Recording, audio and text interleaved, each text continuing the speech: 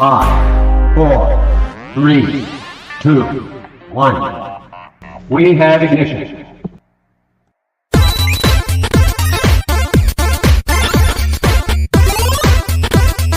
The Geek Week in Review.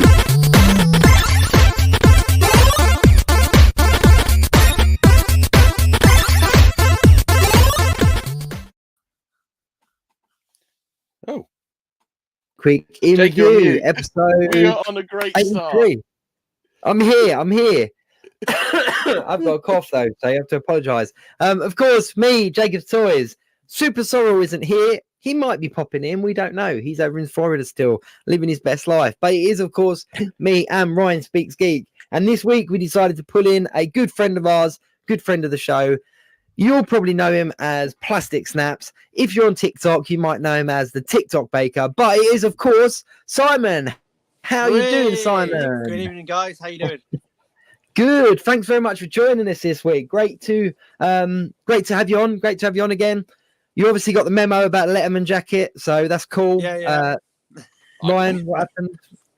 I'm still in PS1 here. Like I said, I'm basically our guy's AV kid, so that's how we're going to do this. That's all right. You damn jocks. Just quick one in the comments, JB1. What's up? Good to see you too, Stephen. Evening, Connor. Yes, we did see the game website, and we are going to talk about that. Of course, we're going to talk about that. But yeah, we're here. If SuperSorrell comes in, fantastic. We'll obviously bring him on. But if not, we'll just do the show, the three of us this week. Do apologise. I'm still kind of getting over my cough, so I'm a little bit chesty. And if anything makes me laugh, and I'm going to go off on a tangent with coughing. So yeah, right. So of course we had game. The game website. Should we start with that? Should we talk about that first? Yeah, that's madness. Absolute madness. So yeah, for anyone that hasn't been living under a rock, Game is in the retail store that provides us with computer games and all the rest of it. They also sell a lot of merchandise and collector stuff, and they've always been quite good, I think, for like popping in and picking up the odd figure on sale or on discount. Not too long ago, they had a bit of a mad website, a mad store sale, didn't they, where they were selling off like gauntlets for 30 quid and helmets for 30 quid. Stuff, wasn't it? A lot of Hasbro stuff. And then they had the sale online. And first of all, did any of you guys get anything from it? Nope. Did you manage? Yeah. I got some bots. I did. I got some Transformers. A couple of my friends got some ridiculous ones because there's the whole like the pricing thing, isn't there? Where it's like, oh, we put it up at the wrong price for which I am calling now BS. There is no error. I think it's a very, very, very good tactic because I think it's sell X amount of stock by accident at a certain price.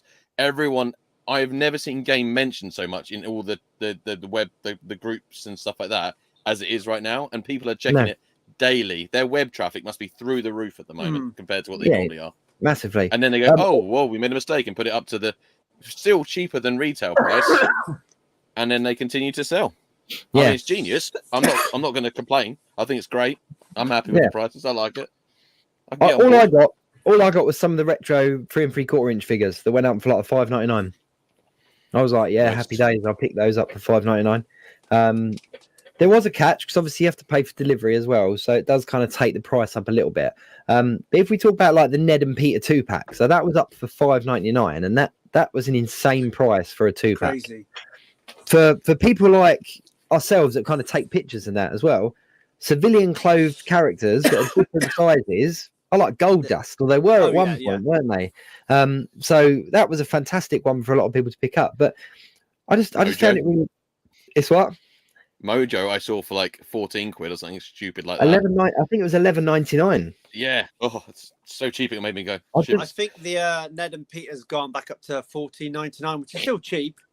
Yeah. Oh, to be fair, Stephen's just said in the comments he got the Stormtrooper artillery helmet for 35 quid. That's insane and awesome. And he also got the Ned and Peter 2-pack for £12. Oh, that's not bad. Or was it $11.99, Stephen? Are you lying about the penny? Are you rounding? Yeah. Thing is, though, in store, the Ned and Peter 2-pack was $29.99, and that's where a lot of people kind of discovered there was two different price schemes, if you like, because a lot of people were going in there and going, well, it's $5.99 on the website, but there's no stock. So you've got them here. Can we pick it up? And they were going, nah, it's the online price, unfortunately. Now, I don't think it's like a big conspiracy. I really don't. I think that, I think you're right. I think the whole, it's an accidental price is a little bit of a marketing tactic. But not too long ago, there was talk of obviously Hasbro's stock prices going down, massively going down, and they were down by about 3 billion, I think, in share prices. It was ridiculous. And there was a lot of mention about how there's going to be a lot of sales coming up and of excess stock, where obviously retailers have bought so much of this stock that they're going to be on sale. But that doesn't necessarily say that things going forward are going to be on sale, because they're going to produce less of them, aren't they, at the end of the day? So just because you're able to pick up a Ned and Peter 2-pack at $5.99 doesn't mean that you're going to get that £35 Gamerverse Spider-Man at $5.99 in the future, because they're just going to be making less of them. Speaking of which, that one came out, the Spider-Man Gamerverse figure, the new one for the Spider-Man 2 game. The PS5 one that Viz is talking about. Yeah, I think so. Isn't worth $30. Excuse me. Now, okay, this is my theory on that one. So, for anyone that has been collecting for quite a while, what you would notice is that a lot of figures would sell out quite quickly on pre-order, and we've lived in a couple of years where you've been able to. People haven't even. I think Sorrell didn't even pre-order for like a whole year because he was able to pick stuff up. No, he got to 11 months and something 12 days, and he caved. 12 days and then broke it, didn't he? But there was a time when obviously if you didn't pre-order something, you wouldn't get it, because by the time it came to be released, it was gone. And I actually checked on Hasbro UK before we came online, and that PS5 Spider-Man is sold out already at Hasbro Pulse. Now, a lot of people are saying, I'm not going to buy it, but the fact that it's already sold out as a pre-order, all that says to me is they're not actually producing as many, that they've taken the production number down. So whereas some of these other things like the Beyond Amazing figures, they produced bucket loads and bucket loads of them, they didn't sell, they're now in ridiculous sales. You've now got these newer figures that aren't due out until later on in the year, that are selling out on the pre-order, even though they're a lot more.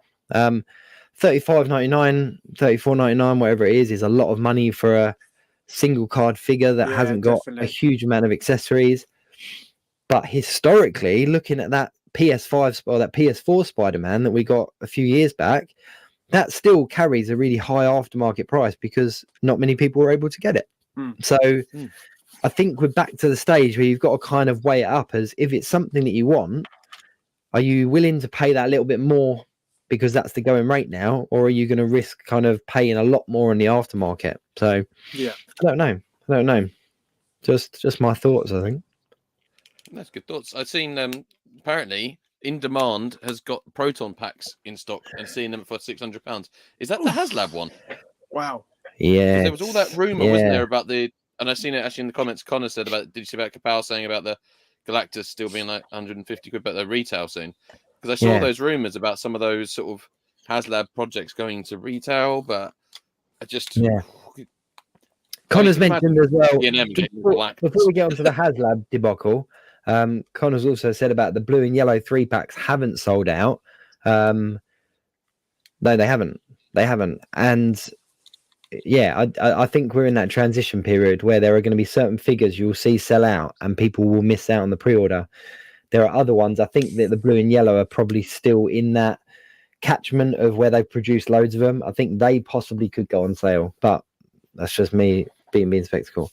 Evening Andy, evening Wade, Connor. So talk about the HasLabs. Did you see that, Simon? Did you see that on one of the groups they were talking about Galactus and what was the other one? Razor Crest. Going to be at retail. Missed all that. Yeah, so a couple of weeks ago, one of the UK retailers posted saying that they had got from one of their, or for a number of their wholesalers, Galactus, Razor Crest, Proton Pack, like all those things were on as things that they could purchase. And again, I think it's where they've overstocked stuff, they've overmade stuff, and now it's going to the retailers. And I think it has that. But in demands Proton Packs, they are going for a lot of money. They are about 600 quid, but they've kind of outlined why that price is, and they've sort of given you a breakdown of shipping costs and all that kind of stuff. So I think it's cool that some of the retailers are able to get hold of this. But yeah, Wade has said the Marvel Select Beta Ray bill is a chef's kiss, mate. I'm a big Diamond Select fan, you know that. Haven't got the Beta Ray bill yet, but it is a fantastic figure. Yeah, definitely.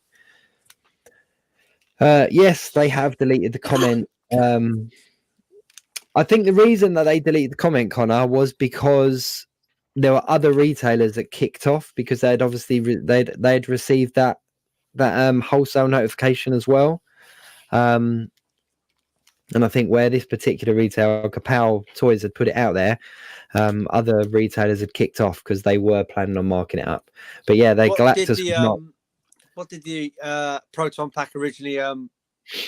I can't remember the Proton Pack. The Galactus though was like £98. It was like stupid, like the wholesale price.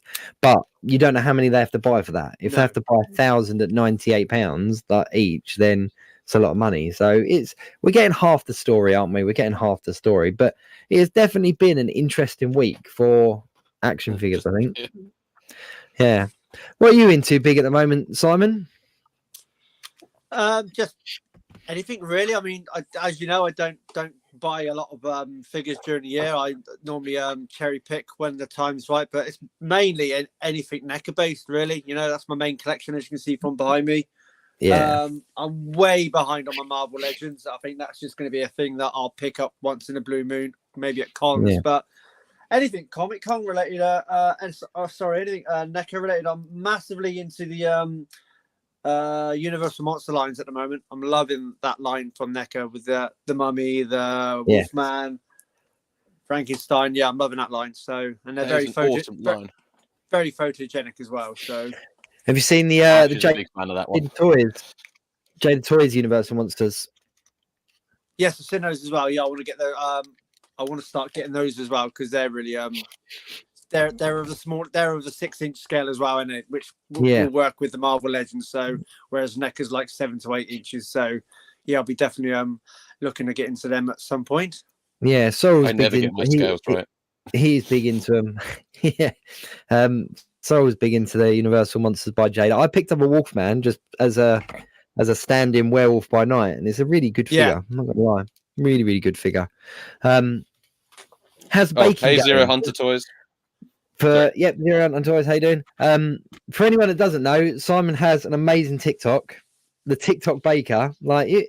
How you haven't got a TV show yet, Simon? I'm unsure because you've got a serious fan base. It's just blown up since what I think I started doing it around about like September time, I think. And I was like, my account was so small on TikTok, it's like 4,000, and that took me 2 years to get. And now I've just hit 68,000 followers because of this baking lives. It's madness, absolutely madness. It's insane. Yeah. It's insane. But yeah, it's going good. Most of the fan base, to be fair, are like women of my age. I mean, it's mainly women. No, I can't shy away from that. It is mainly women of like my age upwards. So it can knock it. So humble. Yeah, I've just got like 68,000 women of my age that follow me and bake. Like, come on, snap this man up. Basically lonely. It's just pretty lonely. It's spread across the whole world as well. So it's not like just UK. We got like Americans, people from Holland, the Philippines, and it's an amazing venture which I'm allowed to do at my workplace. So it's brilliant. I love crazy. I love it. I try to catch the lives when I can, but I just like it's the little comedy skits and stuff just from the bakery. I love making content as well. Yeah. I love it. Michael Myers opening at the flour sack. That's it. Yeah. It's and it's nice as well because it's slowly bleeding into the photography. A lot of them are discovering my photography through it as well. So that's good for that part as well. That's why I started up the account in the first place, was to transition from Instagram over to my TikTok. So it's definitely bleeding into it. Yeah, it's good fun. It's good fun for anyone that Yeah, is on TikTok. Definitely check out Simon's TikTok account because it's good fun, and it's I never don't take this the wrong way, but I never thought like the inside of a bakery would be so interesting. Like I'm like, I get that a lot. I get it a lot. That I just don't see that. I don't see what the attraction is because it's just me doing my job. Yeah. But so many people are like, "Oh, I never knew that happened in a bakery. I never knew it was made like that." And I've shown my kids some of them. I'm like, programs, how you made and stuff like that. Yeah, that's it. I'm not saying I show my kids some of them. I'm like, do you know how them sausage rolls are made? Watch this. Watch from Mate Simon. Look, and they're like, whoa, brilliant. I've got it in with the sausage roll guy. Excuse me, Jay, stop dying. It's so rude. I know. I'm gonna tell. Where last week I had a proper cold. And it's just getting out my system now. So other big news. Did any of you gents catch the trailer? Should we call it a trailer? For the Power Rangers, the 30th anniversary. Yeah, the little sort of featurette. Let's call it a featurette. A featurette about the making of the special anniversary episode where we finally see Zach and Billy on the screen together for the first time in so many years. I've got so many questions. One, that car is awesome. It's like some kind of weird super Power Ranger car that they're all standing in front of in the set picture, and it's got like a jet engine in the middle of it because it looks like something Captain Nemo made. Why not? It looks awesome. But yeah, it's just going to be cool to see as many of the original cast. There was a huge speculation because there's one of the bits from the scenes is they've all the Rangers lined up in costume and the Green Ranger's there, and everyone was like, "Oh, did Jason David Frank actually film something?" But to the production company are doing the was it Legend of the White Dragon? They've already confirmed that he definitely, because he was really close friends with Jason David Frank. Has already confirmed that he absolutely did not film something for it. There's been more speculation that actually the Adam, sort of, I think Adam the sort of replacement Black Ranger, who came in sort of mid-season of the original stuff. Yeah. There's rumors that he's the Green Ranger in the episode. I don't know what it is, but some people have said it's just a flashback bit, so none of them actually take off their helmets. It's just that's a flashback scene. I don't know. Who knows? I think it is Rangers. Yeah. Andy, don't worry. I'm alive and kicking, mate. I've just got a really bad cough. I'm just tail end of the thing, and you can see I've passed that over to Simon somehow digitally. It's like this, but no, I just think it looks quite fun, to be honest with you, as a trailer. They all look old. They all look 30 years older. But it's I don't know. It's kind of cool.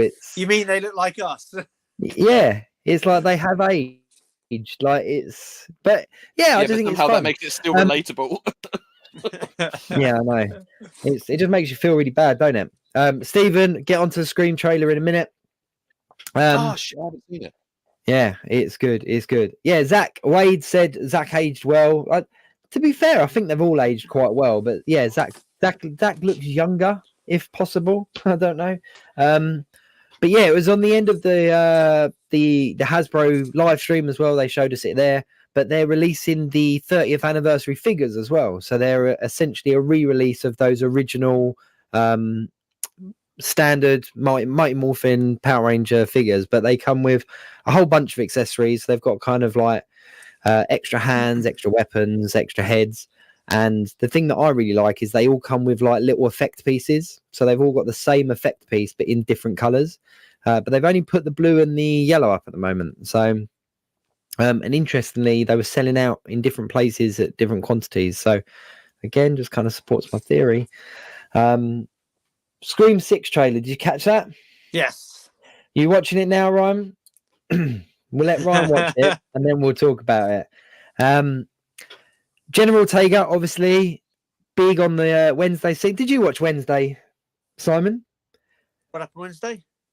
Did you watch Wednesday? Oh no, we've still got that to watch as well. So yeah, but obviously you know how much she's blown up because of it. It's like General Ortega is like everywhere, and she's obviously in the new Scream film as well. I'm a massive fan of Scream, massive fan of Scream as the franchise. I quite liked how. Wasn't she in Scream 5 at the beginning? No, she's in the new one. She's in Scream 6. Who's the one from Scream? The girl, the lead actress from Wednesday. Jenna Ortega. Wasn't she in the beginning of Scream 5? She got Oh, I stabbed. don't know. I'm sure she was like a victim at the very beginning of Scream 5 because I thought, oh, she's quite popular, and she basically was the Drew Barrymore answering the phone in the opening sequence. I'm sure it was her. Oh, I'm gonna have to double check that. And she's a returning victim, obviously, survivor. I'm sure of it. Ooh. This is where Sorrell would normally. I'm sure she's in. Yeah, she was in the previous Scream. I'm gonna look at this. Hang on. So you reckon in Scream 5? I'm sure she's in Scream 5. Yeah. Hang on. Yeah. Yeah. There you go. I knew. Yeah. Yeah, you're right. Yeah. You called it, mate. Yeah, good stuff. So she's coming back in this one. So there's the link. There's the link. That's how it links in. Wade said in the comments that rumor is maybe she's coming to Marvel as White Tiger. Not too bad. I could see her as White Tiger. That'd be quite cool. She's a very talented actor. Like she's definitely a very talented actor. So what did you guys make of the trailer? I'm happy about that. Enjoyed that. Literally just watched it. I like to be prepared for this show. I like to make sure I've got all the information. I've watched everything I need to do. I don't want to ever be accused of not taking this thing seriously. No. I really like the Scream franchise. I really do. It kind of it came out when did it first come out? Like 90s, wasn't it? And it was 96, I believe. I just kind of remember. For me, it was very much like that was my. Like I watched Freddy, I watched Jason, watched all of those things, but it was kind of like it felt like that was my generation's bad guy, if that makes sense. Where I was at an age where, it just felt kind of like a bit more ownership to it, and I enjoyed the campness and the kind of the tongue in cheek as it kind of went through the different films, and then we obviously got Scary Movie as well, the big spin-offs and stuff.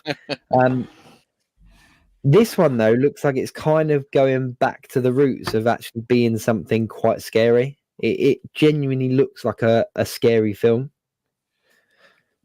And also, it seems to like there's a going back to scary film, but also changing the format slightly. Yeah, massively. I was also picking up almost a Saw-esque vibe type thing. I don't know why. There's that bit where they walk in the auditorium and they've got all the cloaks and the shrine to the there's something very sort of going to be like trapped in some kind of layer maybe type thing and trying to escape. The bit though at the end with the on the train that made me being like, oh, that's really cool because everyone else dressed up as him, like just all the small heads popping out and it's funny because there's almost parodies of movies though, because there's like the they make Ghostface a ghost. No, let's hope he does not become a ghost. But there's even like the spray painted mural of Ghostface on the wall reminds me of like Spider-Man. So there's still sort of bits of more recent films, which is what Scream was. It was obviously a love letter to certain things, and I kind of wonder if this is a love letter to, like you said, a more modern age of horror films. Why? Maybe that's why there's a bit of a Saw kind of vibe. Maybe this one's its love letter to that kind of thing. Yeah, I think it'd be difficult for them to make Ghostface a ghost because who would it be a ghost of? Like which of the killers? Which of the killers was the more significant one? Which was the one that would come back as a ghost? There's already rumors floating around who the main ghost is, and a lot of people are going for Stu. Oh, Matthew Lillard. Yeah, a lot of people. Because everyone was expecting him to come back in the last one, weren't they? Yeah. He's kind of surfaced recently as well. Like I see him in a lot of things and kind of in interviews and stuff. So I mean, I wouldn't be mad. I wouldn't be mad at all. I quite liked him. He was one of my favorites. There's more.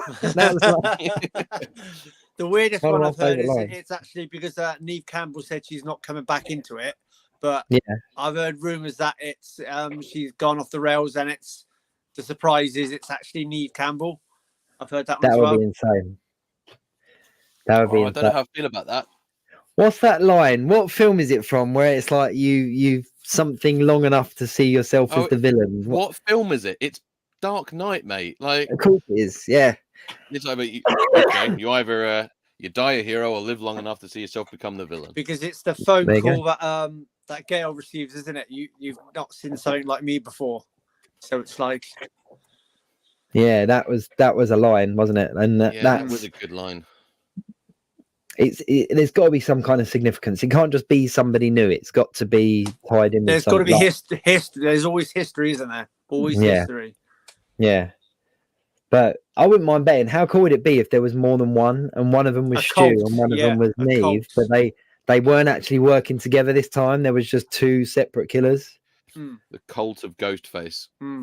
That would work. Yeah, that would be awesome. Speaking of adaptations and films and stuff like that, did you gents catch Last of Us? Yes.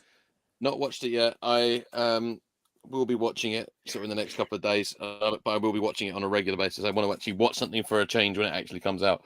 But I've heard amazing things about it. It's a video game adaptation where people are raving about it, which is sort of quite a rare thing nowadays.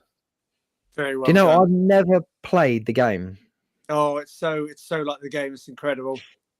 Yeah, I've never touched the game, so You should. I went into Honestly, it. I would.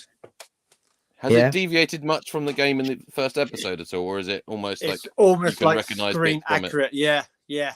It's they've obviously Really? they've got to put some elements of like their own write up into it, like because you never found out what the actual disease was spreading, how it was spread. But they hinted at obviously Jacob's watched the first episode. I don't know if you picked up on what they hinted at the actual virus came from. Oh no, I haven't. I have to go back and rewatch it. Yeah, literally like the opening sequence and the way they maneuvered around food is a big hint to how the virus. They reckon how the virus is. Okay.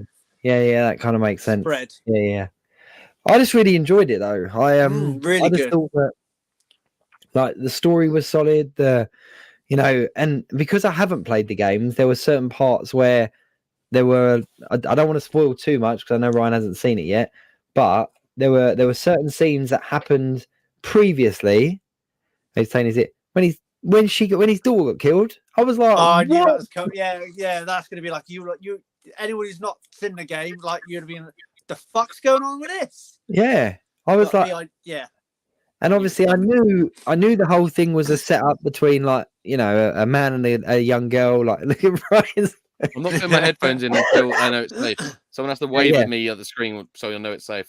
All right, will do. But yeah, no. So I knew it was like a man and a girl. So I just assumed that was who. But as I was watching it, I was like, she doesn't look like the same one that I saw in the trailer. Yeah. Like that. Okay, maybe it's a dad and a daughter. That's cool.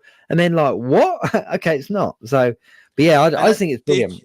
And at the very end, when the camera was panning out, you would have seen the first creature if you paid attention on the left-hand side at the top on the building. You see the first clicker. No.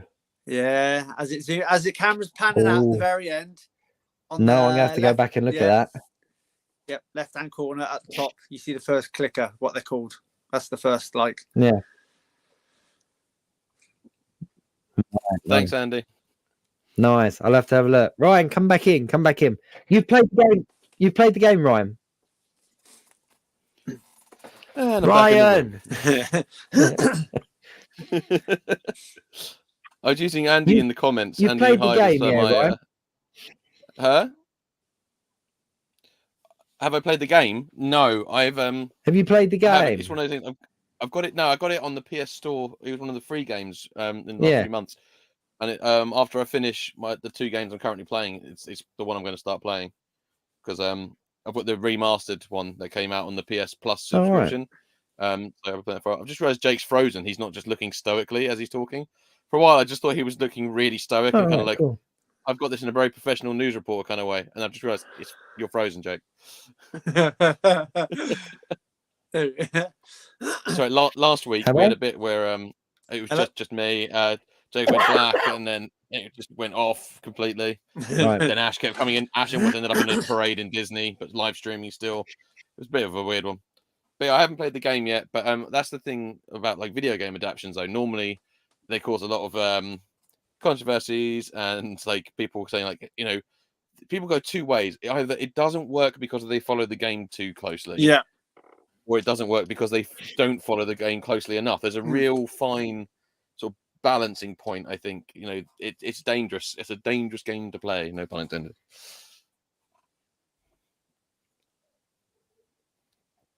Jake, are you still frozen? Yeah, we've All right. Forever. Am I frozen still? Am I back? Yeah, no, your voice, but am I still frozen? Yeah. Yeah. Can you even hear me? Yeah. At the moment, you look like in the news reports where they don't actually have a pic, like they don't have the feed, and they just put a stock photo of the person, and they just write the voice of Jacob Burtonshaw like underneath the.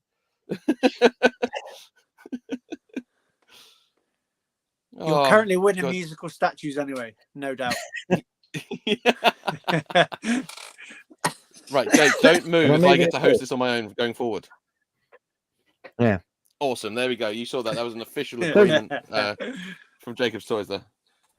What? Oh my god.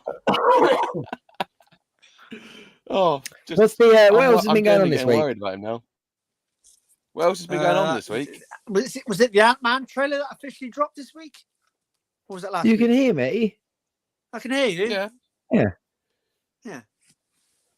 Yes, we got the final one. Yes. The final trailer. I didn't know we were going to get another trailer, to be honest. I kind of thought they were... I've taken my camera off. I kind of lose track of how many sort of different trailers they do for films now. Because they always do multiples, don't they? With like a teaser, then trailer 1, then trailer 2. I like the teaser that there's going to be a trailer. And it's like... I find that almost maddening to go like, where does it end? Do we get like just a still, a quick image flash or someone? It's like this is the teaser for the teaser of the trailer that might be coming out someday. It's mad, but like I really enjoyed that trailer. We spoke a bit about last week about like MODOK because like the design for him is the thing that's causing a lot of sort of talk about it. What are your thoughts on it? How do you feel about it?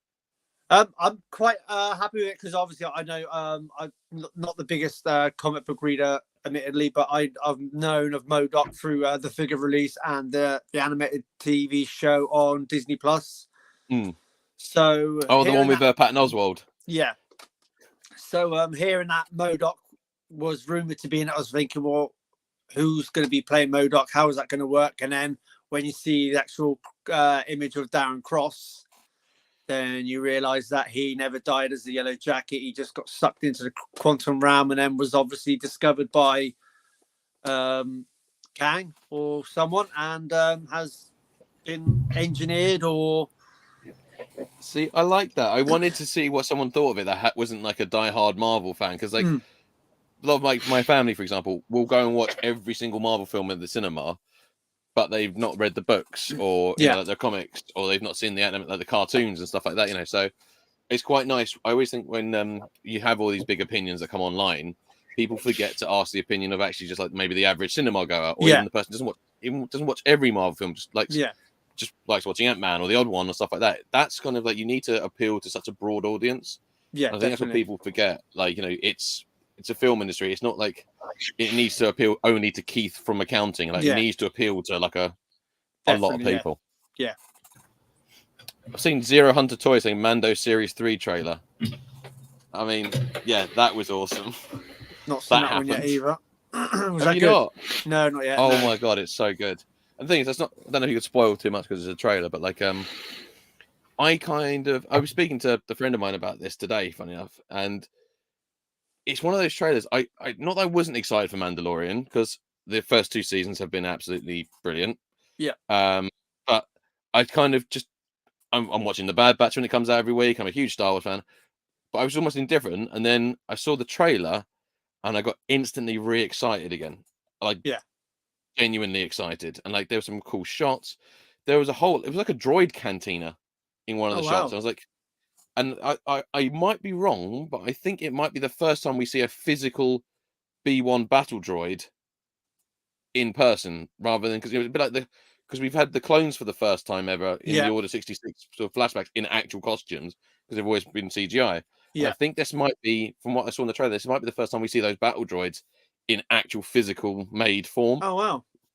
Which could be really, really cool to see because don't get me wrong, the CGI is always impressive. And like I said, I was born in 1990, so I was 9 when Phantom Menace came out, so I was very much the target audience. Yeah. So I wasn't bothered by the overuse of CGI and stuff like No. that. And the battle droids, just like the B1 battle droids, become such an iconic thing in there. And yeah, it just looks awesome. It's just cool to see. And yeah, Stephen Butler just said there's Jedi in the trailer as well. So we get, it looks like there's more Order 66. Awesome. Which is pretty awesome. Like, because let's be honest, Order 66 is just that one bit of Star Wars now that everyone really just wants to see as much of. Yeah, definitely seeing how it unfolds and how it's executed in its full effect. Definitely. We see how, how I'm guessing it'll be like a, let's see about that. I reckon it is, it's definitely going to be a flashback, and I reckon it will be what happened to Grogu between the whole scenario. What the hell happened? How did he end up in the hands of those bounty hunters that he gets saved from at literally the beginning of Mando? I did go, so when we were talking about the sales earlier, actually speaking of Mando and sales, I did go to the Zavi sales. Yeah. And I bought modern. I do like I'm more of a vintage kind of guy, so or like the retro collection stuff like that. That's what I like, is the 5 points of articulation style thing. Yeah. And I kind of a bit like with your guys' photography. I'm always like, I now want to start making scenes, and obviously finding things that are sort of semi in keeping with it. But there's some things you just kind of go, I need the actual item from some other figures. So I have to buy something modern. So now, thanks to the sale, I am swimming in spiders. Oh wow. So I got these for like really cheap just for the spiders. Yeah. So I'm going to use one of the old vintage like Hoth play sets just to do from that season 2 bit, because I've got a spare retro Mando, so I'm going to sort of paint him up a bit with like the snow kind of effect. Use one of the old vintage play sets, get some light in. There you go. Steal some of your guys' bitten by techniques. The bug. Yeah, well, brilliant. Yeah, I don't know if I'll go like to your guys' levels, but I will definitely give it a go. It's a rabbit hole, though. Oh, there. I think so. You hear me? Yeah, it is. It's a rabbit hole. It's a rabbit hole. I don't know what's going on. I really don't. I think I'm in like a black hole here. But did you see the Mandalorian season 3 trailer? Yes. Jay, do you have any thoughts on the season 3 trailer? Oh my! Oh, was that? Oh God! Can you hear me though? I don't know what's going on. Yeah, we can hear you. Yeah. We just lost. Yeah, that's fine. Don't need to look at me. I'll just talk. Yeah, we just talk about the. It's really odd. Like you guys are really slow on my screen. I enjoyed the Mando season 3 trailer. Highlight for you? Grogu using the Force at the end. That is always cool. On what looks like some kind of concept art Wookiee creature man thing. Yeah, it was just kind of the money shot, wasn't it? It's what everyone wanted to see. Between that and the Jedi, probably. Yeah, the Jedi. Andy Hyde said, flashback. So if we're getting Corey Stoll back as Yellow Jacket MODOK, do you think we're going to get Aaron Taylor Johnson back as Quicksilver? No, I don't think so. Because he's been cast as I think Craven, there's more hasn't to that. Yeah, he's Craven in the Sonyverse. Yeah, and I don't think they would double cast between those two universes, even though they're separate. I could probably see him making a brief cameo in like Secret Wars. They're having a massive combination of characters in that, so I can see characters that we've loved and lost over the period of time in the MCU coming back for like a brief spell, because they're saying they're going to be having like the biggest on-screen characters like you've ever seen. So I can see a variation of Quicksilver coming back possibly, and in his iconic comic book accurate suit of sorts. Maybe like another universe type one. Sort of yeah, thing. Yeah. I could see that definitely happen, but not getting him full time back. No, I don't think so. No, they did shoot an alternative ending with him in that last scene, though, didn't they? Old Age of Ultron, when he survived. Yeah, he's breathing, wasn't he? But I think there was more to it. I think there was something to do with the way that they treated him, or something like that. He didn't see that coming, did he? Yeah. Good line. That's where we see our very own Jacob's Toys as an extra in that scene, actually. Do we? Didn't he? Yeah, well, Jake man. was actually Jake was doing I was extra in work, a- and he was actually in that scene. Wow, I was. that's awesome. I was in Age of Ultron. I actually filmed a whole scene that never made it to the DVD deleted scenes or anything. I was really annoyed because I was like, "This is it. I'm going to be in a Marvel film. You're going to see me." And we filmed this whole scene where we were on one of the escape pod things, you know, like the little carrier jet things, whatever they are. And they had paired. There was maybe about 6 or 7 of us that they had paired up with children. So we were like parents and children and stuff, and they had kind of put us all on this escape pod as if we were kind of getting out of Sokovia. And Quicksilver was kind of basically there was someone missing, there was a kid missing, and he ran on back into the battle, got this kid and brought him onto the escape pod like jet thing, and then lays down on the floor. And I think Hawkeye was there as well. But it was obviously an alternate direction than him being killed, because he was on the thing with us, so he was going to escape, I assume. But yeah, I was like, why did they cut that scene? It was a really cool scene to be a part of, and I was right next to the woman that was missing her kid, so it's like I would have been just sat there like right on screen. And she was hot as well. Shit, no, she wasn't. She wasn't. She was a hot mum. Maybe if she was hot, they kept it. Jake's maybe they cut it because in the background Jake's got one of his logos. He keeps trying to bring it into the shot. Like... No, this was sorry. Can you actually stop putting his logo in the shot, please?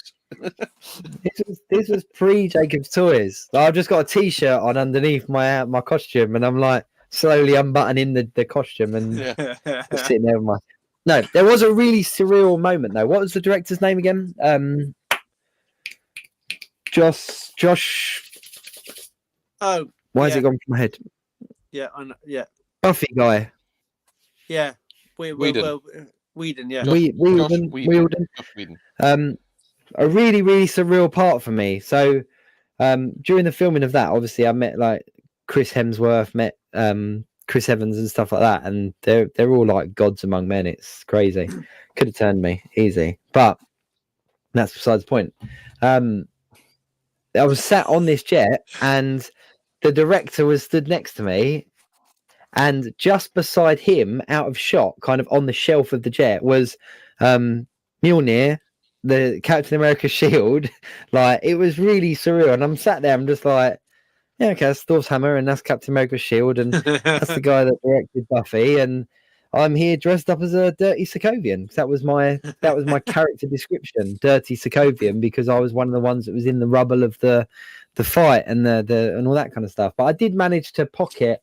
It's on my wall actually behind me, but I did manage to pocket some of the shrapnel and stuff that was around and sort of put it in a frame. So it was really cool, really, really cool. So I saw the bridge scene, you know, where Captain America kind of catches the people off the bridge. I was there for that and everything.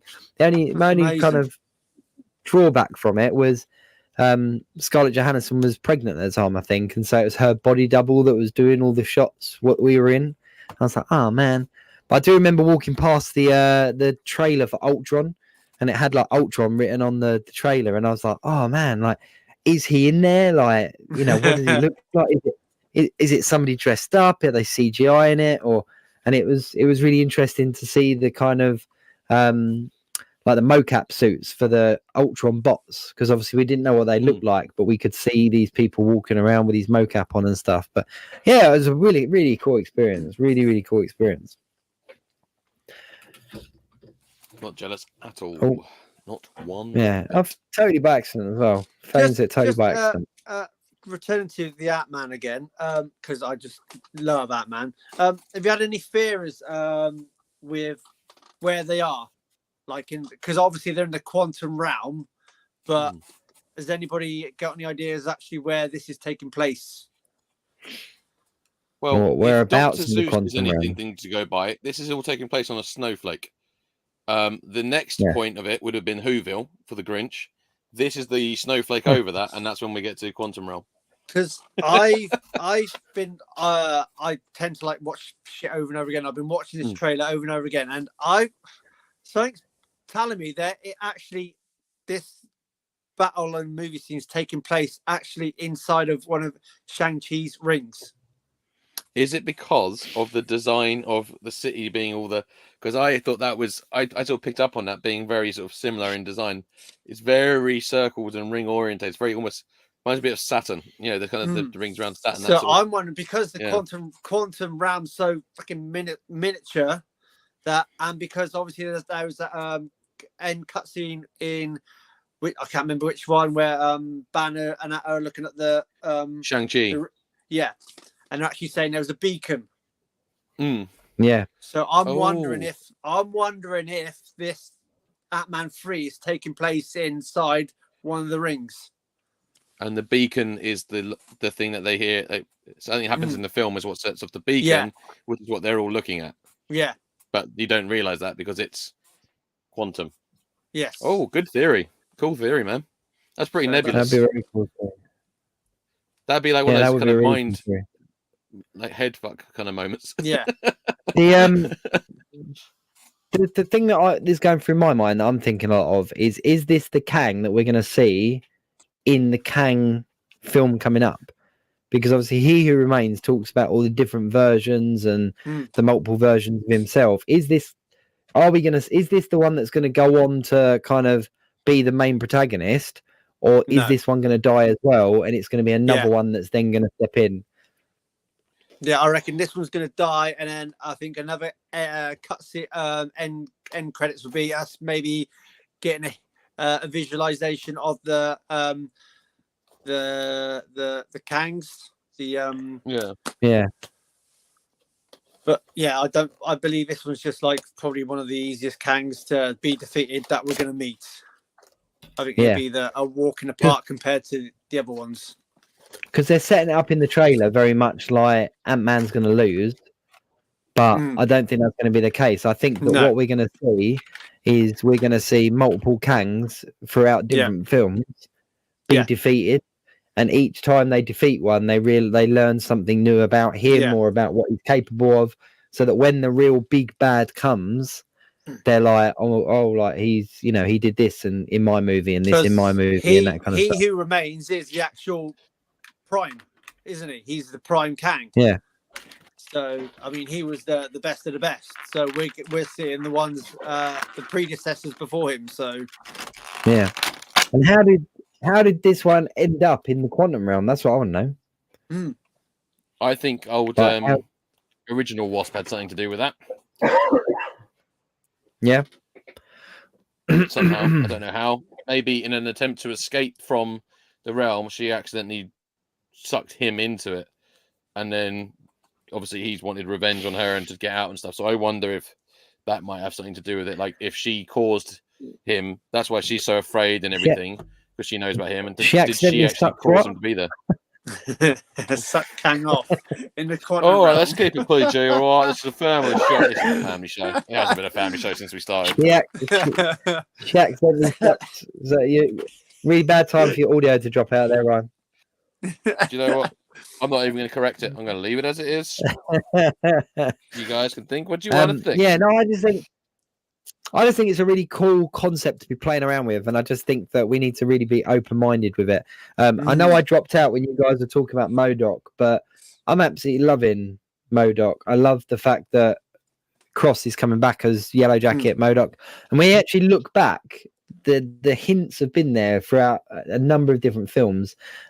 Most significantly, Loki, when we saw the massive version of the helmet, kind of a little bit of foreshadowing there. The big head of Yellow Jacket, and I think that people are kicking off about his design and how he looks and stuff. But I honestly think he's going to be one that I think he's going to be a massive fan favorite. I think when he comes out, people are going to absolutely love it, just because he's a character that's quite hard not to love because of the stupidness and quirkiness of him anyway. But I'm really looking forward to when we do get X-Men and stuff, and we start getting villains like Mojo and stuff like that. That's when stuff's going to get cool, in my opinion. Oh, can you imagine a live-action Mojo? Yeah. Oh, it'd be like a horror film. It'd be brilliant. Yeah. That's not a bad thing. Do some horror in the Marvel world, universe, whatever you want to call it. So with that said, though, Doctor Strange was the highest grossing film of last year, like for Marvel. And I don't know, I wasn't overly impressed. It was better second time. Have you watched it again? Yes. I did, but I not. definitely preferred it second time round. Yeah, it was better the second time. I do agree. But yeah, I mean, I don't think it Ant-Man's was bad. what? It just didn't make a big impact on me. Like, I just thought it was all right. It was like, oh yeah, it's enjoyable. Yeah. But I didn't come away being like, I like the same feeling I got when watching the Spider-Man film. The No Way Home. I got more. I didn't get that. I thought I was going to get that kind of feeling, especially with the whole multiverse type thing. And I came out going, yeah, that was all right. That was pretty good, pretty entertaining. I didn't get the kind of like, oh wow, what did I just watch kind of thing. No. Speaking of No Way Home, that 3-pack from Marvel Legends that had a pre-order date of like months to wait has been brought up. It's now going to be coming out in the summer, and it's supposed to be coming out like late next year, but it's actually coming out earlier.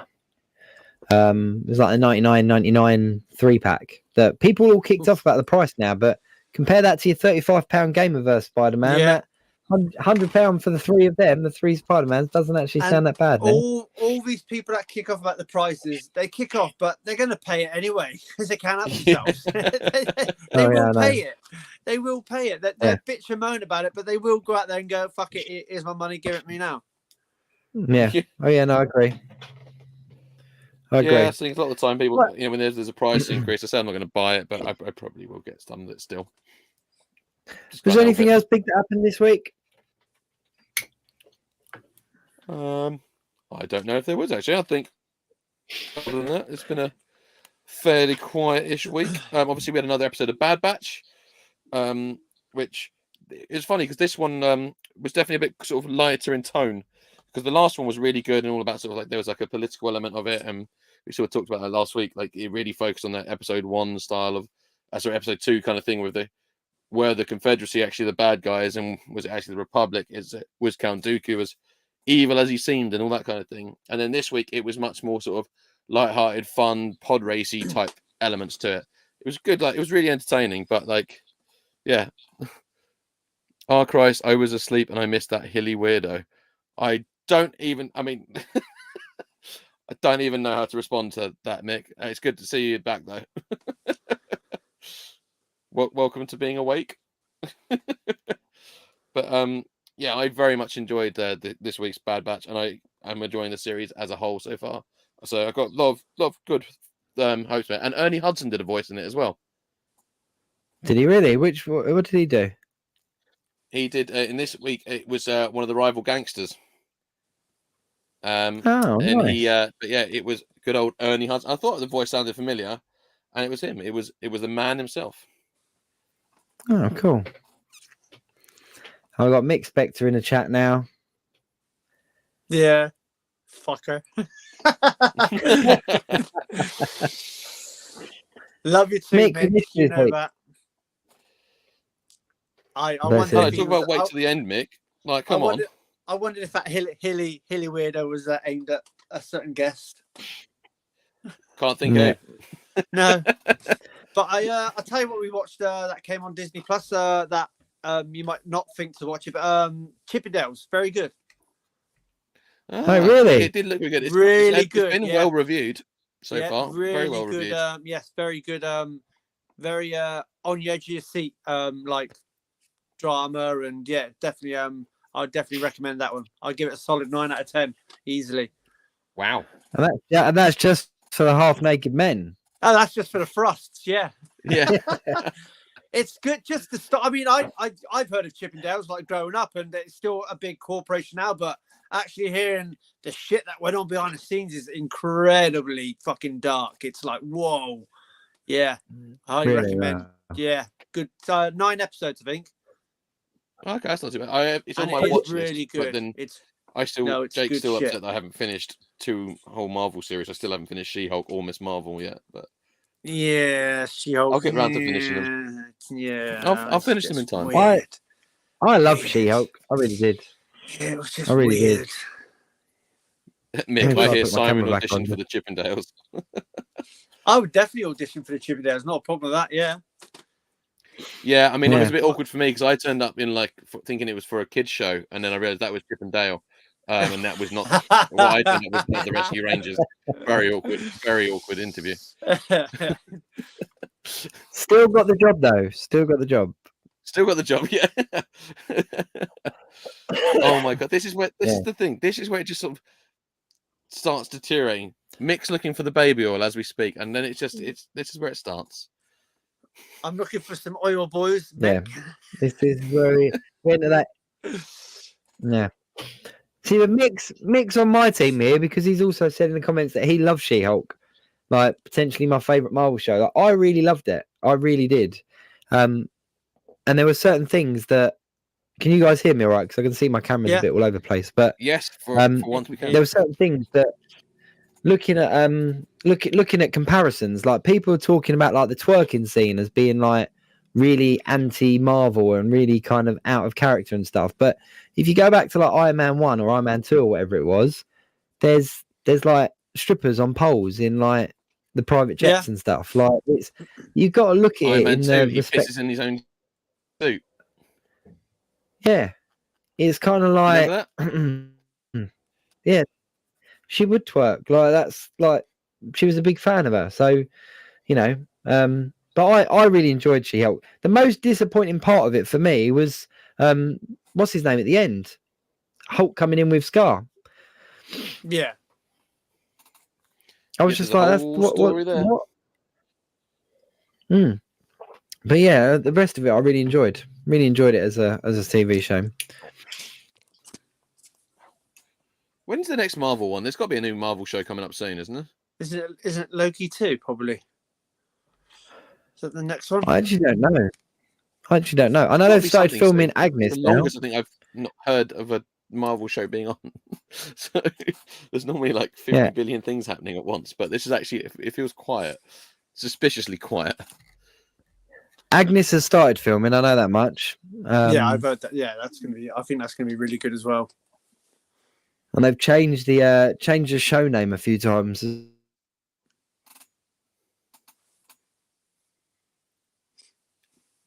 What was it? Originally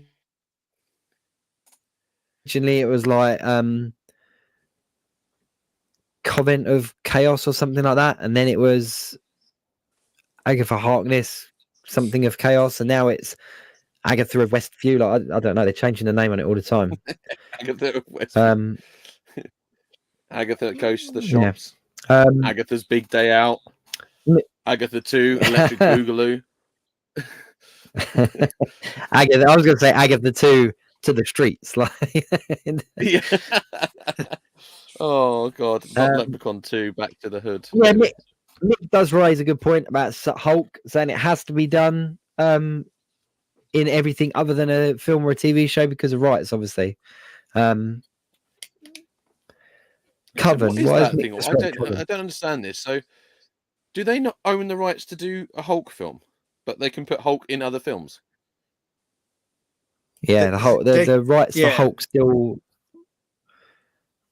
Who is it that's got it? Is it Universal? I think it's Universal. I just can't remember off the top of my head. But whoever it is that's got it has still got it. But Marvel have the. There you go, Wade. Universal own Hulk, yeah. So the Hulk film with Ed Norton is obviously by them, but it's still included in the MCU because there is a side license that he can appear in other films, but just can't have anything of his own story. Universal have to make money off of it. So if they called the film Captain America, definitely not Hulk in bracket, and then just Captain America introduces the film going, I remember Bruce told me a story once, and here it is. And then did you not watch? And at the end he goes, there you go. That was a Captain America film about how I told the story. Done. Yeah, there you go. Mix them down better. They don't own distribution rights, so they could make the whole film, and then Universal could choose not to distribute it. But that's what they did with Hulk. They are DC, Thor, isn't it? They did Thor Ragnarok, aka not Planet Hulk. Like it was, there was so many parts of the story that kind of bled in. It was showing you what Hulk had been up to as much as what what Thor had been up to. So I think they're being clever with it, but I don't know if I'd want to Like see the a animated film, standalone Hulk. Hulk film now, though. I don't know. I don't think you need it. No, I not don't now. think you do Everyone now. knows the story now. No, we've No. had two But it's And kind you've of got so cool many to have other some Hulk. characters. Not everything needs its own series or film. So, I'm happy for him to just be that guy that just sort of, turns up. Also here, But smashes some stuff. But yeah, we need. Yeah, We I mean, need I angry Hulk remember back though, don't we? We need the ruthless Hulk back. I mean, we've got to lose this smart Hulk, in my opinion. We've had smart Hulk now. Let's just go back to his roots where he can control it, but when he goes Hulk mode, he's smashing the fuck out of stuff. yeah, that's I do the miss a bit best of Hulk Hulk. smash. That is the best Hulk. But I think that's what we're going to get with Thunderbolt. Was with Red Hulk. Harrison Ford, bring it on. Yeah. But that's a lot of rumours as to why they had to recast that particular role, because he's going to play a fundamental part in the Thunderbolts film, aka Also, Red why Hulk. they didn't just kill off the character after William Hurt passed away. William Hurt? You know what I mean? Yeah. So he's too fundamental to the story moving forward. But I do think they're going to have a bit of a backlash, because obviously not recasting Black Panther, but then recasting Thunderbolt Ross.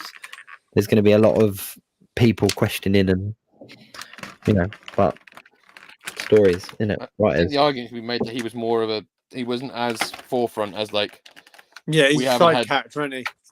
Yeah, we haven't had General Ross USA forever yet, or something. We've just had, he's just appeared in a couple of Sokovia Records forever. Danger Will Robinson. No, it's not a film. Yeah, so I just think it's going to be sort of an interesting. I kind of get it why they didn't, why they've recast. I just don't think, and that's no disrespect to the late great man, but his character wasn't, if Martin Freeman's character, if he decided not to return, they recast him, you wouldn't be like, oh, they didn't do that. You just kind of go, all right. No, but I think that, to be honest with you, I think that Marvel have done what they need to do with Hulk, and they've kind of got past that legal element of the distribution stuff that Mick pointed out, and now they're at the stage where they can start introducing other Hulk characters that they have full distribution rights over. So I think that Hulk is slowly going to get faded out, because he's one of the originals and the rest of them are all disappearing. So he's going to be replaced with She-Hulk and Red Hulk and Baby Hulk. And, I kind of want them to, because there's a lot of, in the comic books, there's a lot of the kind of there's the Wastelanders, all podcast audio book. There's the Old Man Hulk, the Old Man Hawkeye, the Old Man Logan kind of storylines. I really wouldn't mind seeing some of those turned into films. So that we kind of jump ahead of the kind of current timeline and get some of these, future ones. Andy said not A-bomb. Yeah, see, I don't like what they did to Abomination in She-Hulk. I do agree there. I don't like that. I thought that was a different character called A-Bomb. I didn't realize he was referring to Abomination, because not Marvel knowledge sometimes. There is actually another character called A-Bomb. Oh, really? Yeah, there is. Joby1 said, when are we supposed to get Deadpool 3? Yeah, it's coming out. They're starting filming soon, I believe, in the next couple of weeks, next couple of months. Yeah, Hugh Jackman's been doing a lot of Instagram posts, hasn't he? Yeah. So yeah, Joby1 said Hugh Jackman posted some yellow Wolverine suits pictures recently. Yeah, I mean, I'm really curious as to where it's going to go. I think that's the film that I'm most looking forward to, just to actually see what laugh and fun, what they do with it. I think that there's a lot of potential for it to be a really good film, but there's also a lot of okay, Andy Hyde said A-Bomb as in Rick Jones. So you are talking about A-Bomb, the character A-Bomb, not Abomination as in A-Bomb. Yeah. So yeah. That's why it's good for me to ask these questions sometimes. There you go. But no, I think Deadpool 3's got the potential to be really good or be too jokey. I don't want them to ruin it. I want them to commit to the thing. Is Ryan Reynolds is very protective of the character. I don't think they would do it if he couldn't do it how he wanted to do it. No. That was my only sort of saving grace part of it, if that makes sense. Yeah, I'm just trying to find these Wolverine costume pictures. Are they actually going to expand on the hint of the Wrecking Crew we got from She-Hulk? Do you know? I don't actually know, to be honest. Because I don't know, you know. When they turned up, I was like, it would be. Aren't they very B-list villains? I'd really like to see Wrecking Crew done properly. I'm hoping like something happens from where they fucking like not mutate, but fucking get a bit of muscle growth on them. You know, because they're a bit like they looked just like everyday thugs, really. Nothing really special about them, but you knew who they were because of what they had their tools, and I was like, no, maybe something's going to happen to them later on that makes them, I don't know, accelerate or.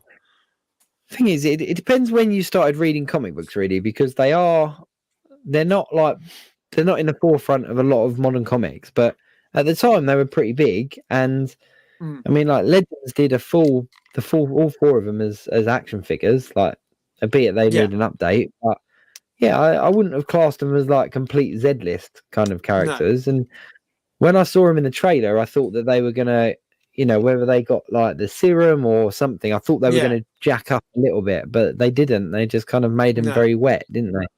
But I just think that'd be a really cool characters to kind of have, to have and to actually sort of on screen. I think they could be a lot of fun. Yeah, definitely. But so apparently Sony have the rights to 900 characters that fall under the Spider-Man umbrella. 900 characters. Which isn't a lot when you think about the amount of people in, Is it a lot? Is it appropriate to ask Simon what Simon's wearing below the equator? Just we can't see. Wow. That's why the camera was angled exactly like that. I'm literally wearing fuck all. What I love about that though is he's assumed that me and Jacob are wearing trousers. I never wear pants for this podcast. This is officially Geek Week in Review, aka the Pantless Podcast. Oh, there's the title. Look at that. The Pantless Podcast. The podcast with no pants. There's the working title moving forward. Nobody on the show. I forgot. I've never assumed Jacob is. I was about to say, give me a TikTok universe and I'll stand up. Yeah.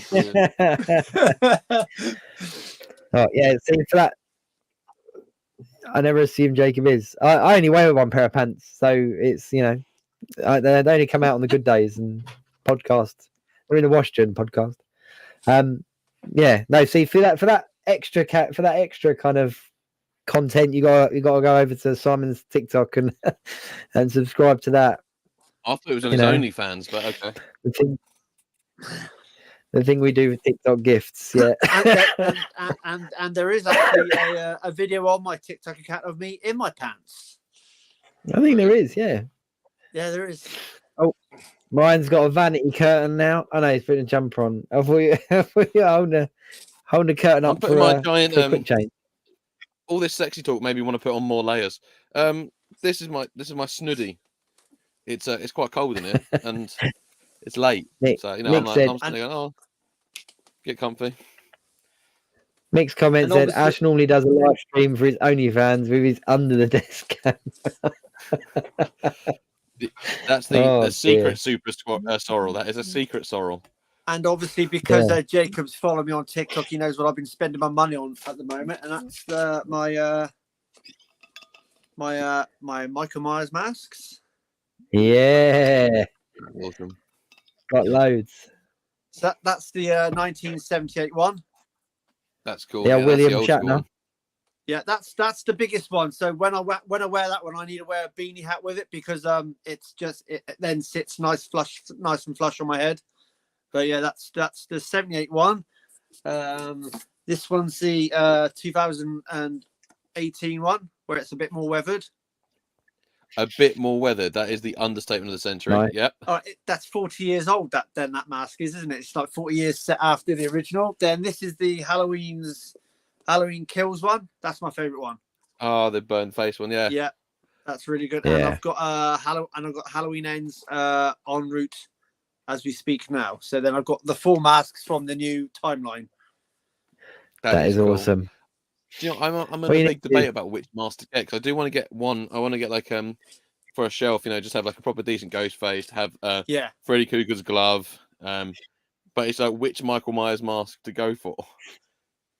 Do you remember the ghost face?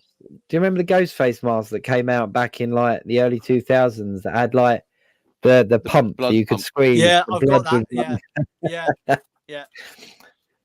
I think that was amazing. Oh, God, yeah. I thought, look. If you want to look for a decent mask, definitely look at Mad About Horror.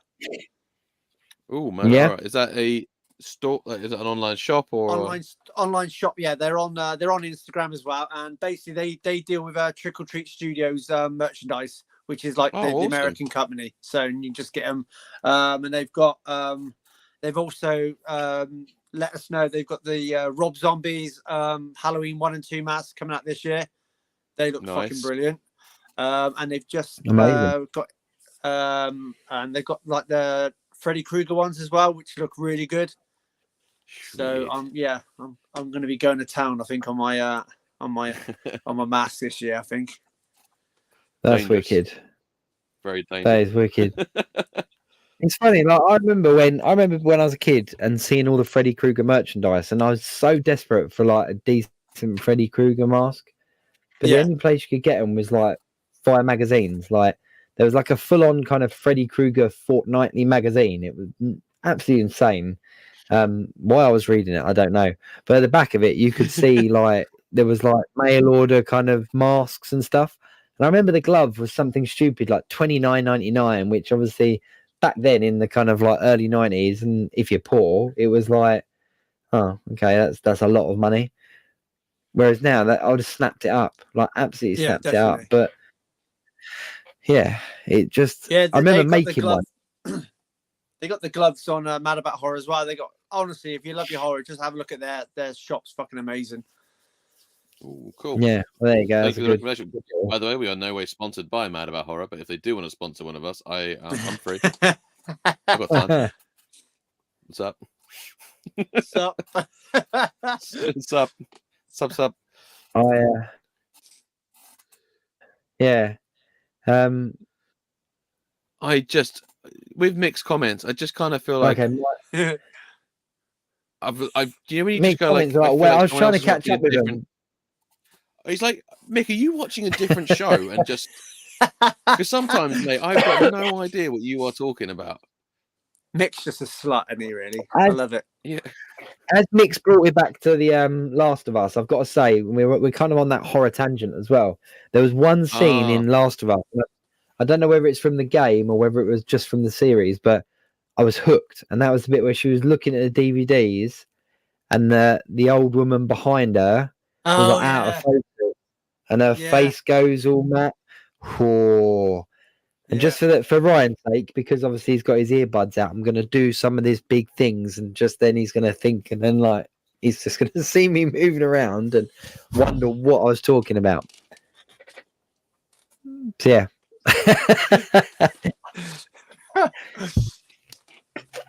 Yeah, all right. You're back, Ryan? There, so I'm assuming it's safe.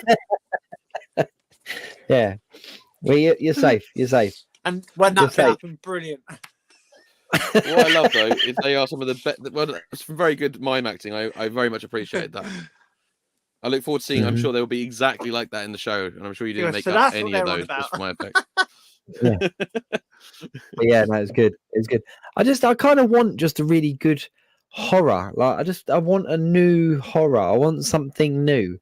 It just feels like everything is kind of a bit regurgitated at the moment, and like even things like that Megan's come out and everyone's raving about it, but it's just child's play. It's like we've had dolls, we've had AI, like we've had all that kind of stuff. Like we need. I just want something new. I haven't been I don't know scared what in it years. is. Literally, I've not been petrified from a movie in years. No. I want them to do a Dead Space movie and do it well, because if they do that well, that would be terrifying. Yeah. You know what? I think the last time I was probably can't even speak now. The last time I was properly scared was like 1998 or whatever, and when I went and watched the Blair Witch Project in the cinema, and it was no, but you laugh now because it's easy to laugh in retrospective, No, right? I'm laughing because I can tell you where I watched it for the first time in a minute and why I was so scared of it. But I went to watch it with my friend, and then we got the bus back to their house, and I had to walk home. And I didn't kind of think ahead that I was walking like past the woods and on my own in the dark, and I was proper scared. Like, walked out of that cinema going, I don't know if I'm going to be able to make that walk home. It was just that last scene, seeing the kid kind of with his back to the camera. That was it, and it got me. Yeah. And I first watched that on a sleepover on VHS, right? And it was around one of my mates' house, and there was about 5 or 6 of us, and his house backed onto a woods and a field where there was like this burnt out caravan that used to just be just on the edge of the field. And he was like, and there was already so many stories that obviously, as you do when you're in high school, that has been made up about it. And then so we're sitting there and we watched this, like, watch Blair Witch Project on, like, watching it, like, you know, in his little den rec room thing at the back of the house, and all you can just see through the window is just the silhouettes of the trees and the caravan in the slight distance. And I was just like, I'm gonna die. One of us is gonna die, because you're looking at every bundle of, every time you see a little pile of sticks on the floor, I was looking at it going, is it shaped like a person? Has someone tied that into a shape? Am I gonna die? Always stand in the middle of the group, never be the one on either side of it. I was like, I'm following all the rules. You know, I stuck to it. But you know what really works is the Blair Witch Project came out at that time just before the internet got really big, and there was all that like marketing campaign to make out that it was real, and there was like websites and there was news reports, and so going into it, I remember watching like a documentary on Channel 4 at like 11 o'clock at night about all the people that were in it. So when I was watching the film, I was like, oh, I remember that from the documentary, and I came out really questioning on whether it was real or not. But you just don't get that nowadays. We were convinced it was real. Yeah. It's what I would equate to like one of those modern day sort of War of the Worlds phenomenons. You know, like War of the Worlds was done as the radio play that time. And loads of people actually thought that, you know, being invaded by Martians. That was probably the last almost convincing thing like that, really. Because even Paranormal Activity, as good as it was because we had the internet. It was very easy to Google. You could find out very quickly. As convincingly done as it was, you could Google very quickly. But you're right; it was just on the birth of the sort of common usage internet, I would say, for Blair Witch. So, and like you said, if it had a website, and the website was like a real crime scene. Like, have you seen these people? Like, it was missing reports, and wasn't it? You know, call these people for information or whatever. You know, it was scary, but I was convinced it was real when I was a kid. Like, and you absolutely, would go on the internet and kind of Google what other films has the actor from Blair Witch been in, and then get a list of 3 or 4 things or their acting credentials or whatever. Like, they were real people as far as we were concerned. Alexa, what film is this? But then the sequel came out, and that scared us all more because it was so bad. Yeah. Some things should just be left alone. I did watch as a time capsule. I did watch the remake that came out a few years ago, though, and I did actually think it did not a bad job. I thought it was quite good. Okay. Right, it was quite a good kind of reimagining. Is that the one where the camcorder was like buried? Was that the remake, or was that the second one? Yeah, that was right. Yeah, that was right. The newer one where you actually see the Blair Witch kind of thing, where you didn't see it in the first one, did you? Yeah. The ending bit. And I thought the house explored at the end. Yeah. Yeah. And it didn't it like venture into like time, like a bit like a time element, didn't it? Yeah, it did. Yes. Well, maybe I'll give it a go. Yeah, it sort of like messed with the time barriers, and it's a bit different, which made worth a watch. Yeah. definitely worth a watch. But yeah, I just want a really good horror film. I want something new. I want something that's gonna kind of put me on the edge of my seat. That's what the horror genre is not missing, like I think. a disturbing way like Midsummer or Hereditary, because I find them unsettling rather than Yeah, scary. they're good. I like to be unsettled as well, and those two are very unsettling. Yeah, Yeah, and I don't. But the thing is, I don't think I would watch those again. Do you know what film, like, you're talking about, like, just sort of things that really stick with you when, about when you get scared? Do you know what always really stuck with me, and not the whole film, just one bit in particular, is Signs. The bit where it's the news report and it's like the home video and the alien walks the out alien of the... walks past the alleyway. yeah. I've just got goosebumps talking about it. I remember I found that absolutely terrifying, and it's still, when I see it, when we rewatch it every now and again, if it's on TV, that bit still gets me. It's just the way it's done with the music and the realness of it. It's really well. I mean, the rest of the film's pretty decent. Did you ever see like Scary Movie 5 where they like took the mick out of that scene? Yeah. That for me, that scene was also really scary. But then after I saw Scary Movie 5, that was like my favorite bit of the film, where like the aliens walking everywhere. Like, yeah, it had its moments. But no, I just want to be scared again. I want something to actually scare me, and kind of make me question the shadows in the dark and things like that. And I don't know. I think we're past it. I think we're, we might have entered the age now where there isn't something scary. There's not something new. I think we've just been, because with the age we are and we've watched so much shit, you get desensitized to it, don't you? So I think that's the case. The thing is, I was watching like Nightmare on Elm Street when I was like 8. Like, you know what I mean? It's kind of like, says a lot about parenting styles, but I was just like, I was so desensitized to it. Whereas I would never show my kids something like that. Like, but I remember my mum showing me the American Werewolf in London. I must have been about 6 or 7. And that film, I mean, the transformation scene, I had to hide. I had to hide out the front room. But then I'm watching it as an adult, and I remember watching it with my mum, and I'm thinking, I'm watching it as an adult now, and there's a scene in the cinema where they're watching fucking porn, and my mum's allowing me to, as a 6 to 7-year-old in the front room. He's got to learn one day. Then at that age, that went right over my head. I didn't even pay attention to any of that going on. I was more like, shit, there's a fucking werewolf ripping someone apart. Yeah.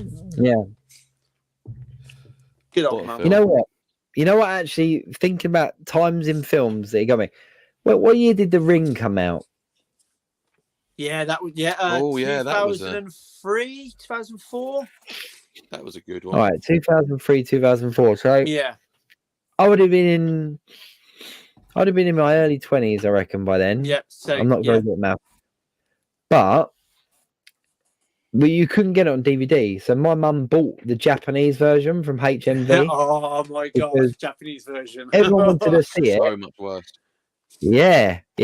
But this was back in the day before like Netflix and stuff like that had loads of anime and had things like Squid Games and like your Korean shows and stuff like that. And they know how to do horror a little bit more. And there was a scene in the Japanese Ring. Like the Japanese Ring was so much worse. But there was one bit where like they put their head up in the loft and turn around and she's just there. Yeah. There. And it scared the shit out of me. Even in my 20s, like scared the shit out of me. Yeah. But then the problem was it was the point of no return. I'd watched too much of the film. I had to know what happened because I hadn't seen the original yet. So I didn't know where it went. So I was like, I can't just turn it off because otherwise I'm going to be scared. So I need to now kind of see this through. And fuck me, it just got worse and worse. And it was like proper scary. But like even now, we're just desensitized to that. Like those kind of things aren't scary anymore. And it was the same with The Grudge as well. I can't believe this. Andy said, but being serious for once, the internet has desensitized us all to any horror or anything horrific. Any horror film release has been done before. Yeah, I mean, it's without going to some kind of new extreme disgusting level. I don't know if you could release something that is truly sort of not been touched before as a subject matter. I mean, fuck me, there was 3 human centipede movies. Oh yeah. Yeah. But that's what I mean. Like that wasn't even scary. Like the idea of it happening to you is pretty scary, but watching it as a film, I was just like, oh. I think the sad thing now as well is that movies are promoted very much as in you'll see something. I can't remember what film it was recently, and they're like, oh, people throwing up in the cinema at the horror of this, yada yada yada. Whereas back in the day, they didn't tell you how scary it was. They just built up the anticipation. And I think that's probably where the problem is as well, is that we're being told they're so scary. So you're going into the film expecting it, and you're like, oh, that's not anywhere near as scary as whatever one I saw when I was however old. They need that kind of marketing, that kind of either complete radio silence or very clever marketing. Yes. But yeah, I don't know. But like on that note, things like fellas, Child Play. I've got to jump because I've got going to get 2 hours of sleep before work. No, we're rounding up now. We're rounding up anyway, Simon. Okay, listen, okay. That's fine. I'm literally just looking at the clock now. Yeah,